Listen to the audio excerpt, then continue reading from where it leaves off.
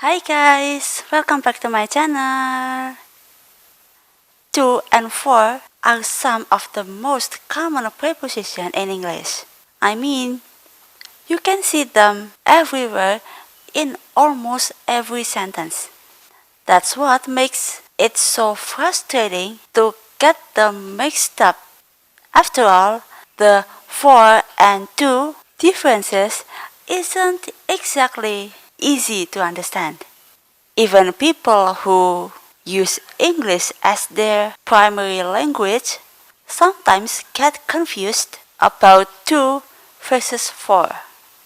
For example, why is it okay to say I'm going home to feed my cat, but not I'm going home for feed my cat? And what is the difference between can you bring some flower to me and can you bring some flowers for me? Can you spot the difference? These sentences have different meanings. I'll reveal it later at the end of this lesson. Hold on tight. It's gonna be an exciting ride. Let's get in.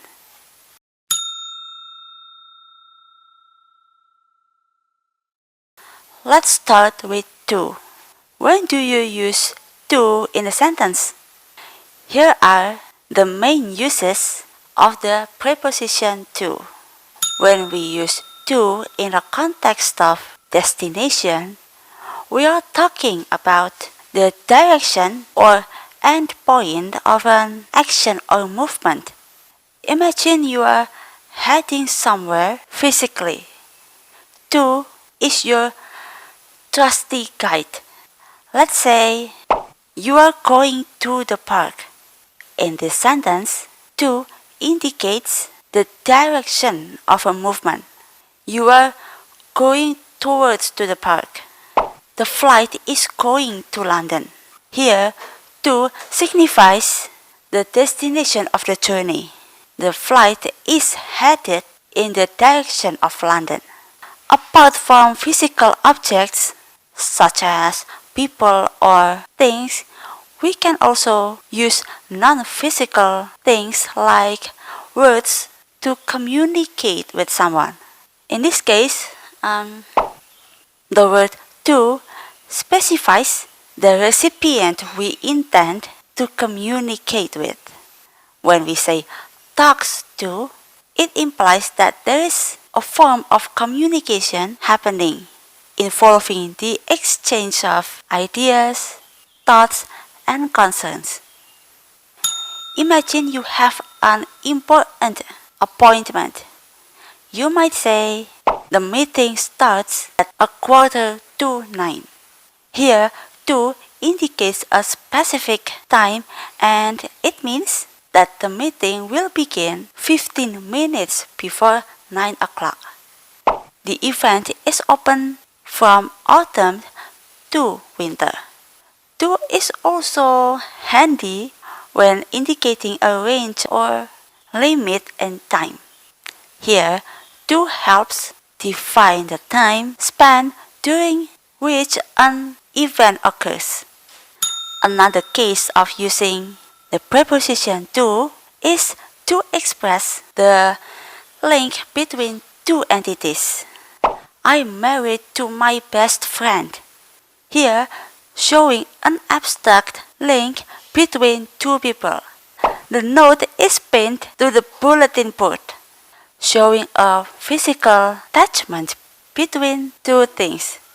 So, to is suitable for describing both physical attachment between two objects and emotional connections. To used to express preferences.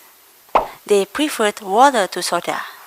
They are partial to classical music to pop songs. She is inclined to romantic comedies to action movies. These examples demonstrate the use of to indicate preferences across various aspects.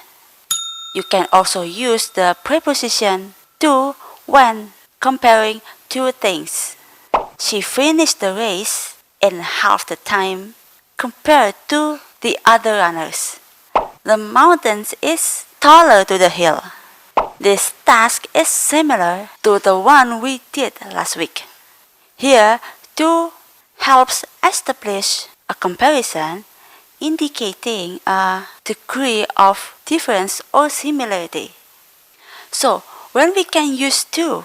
When talking about destination, specific time, connection and attachment, preferences, and comparison.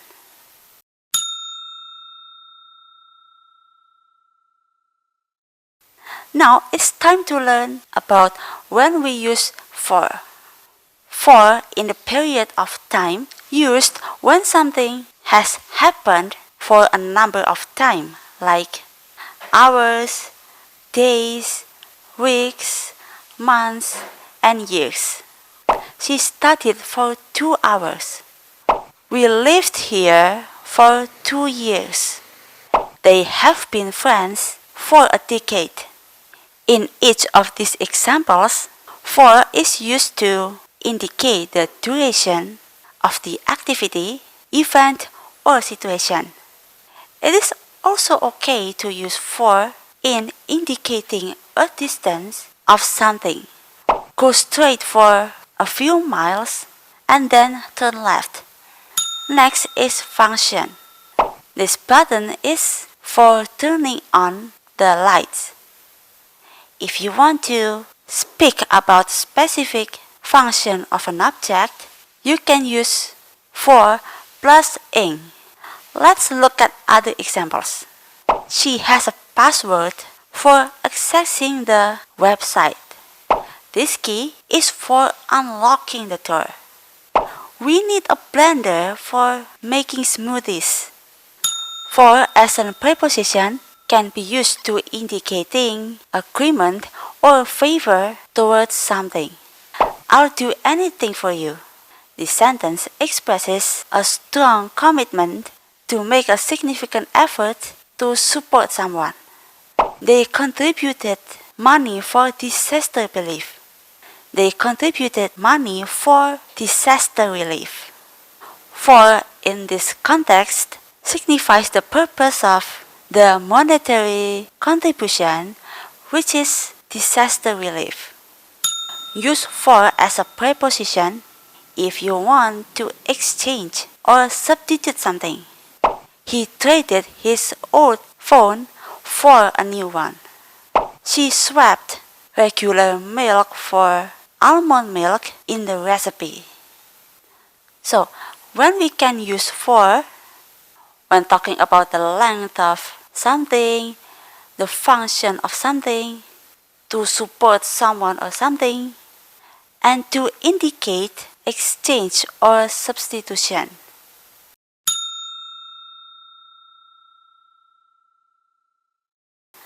Now, another very common use for this preposition is where both of them can be used. Remember, they are not interchangeable. You cannot use either one in the same way. You can use both to and for to talk about a purpose or a reason. When I say purpose, I'm referring to the reason why you do something. She baked cookies to surprise her brother. Why did she bake cookies? To surprise her brother. She baked cookies for her brother. She did it for her brother.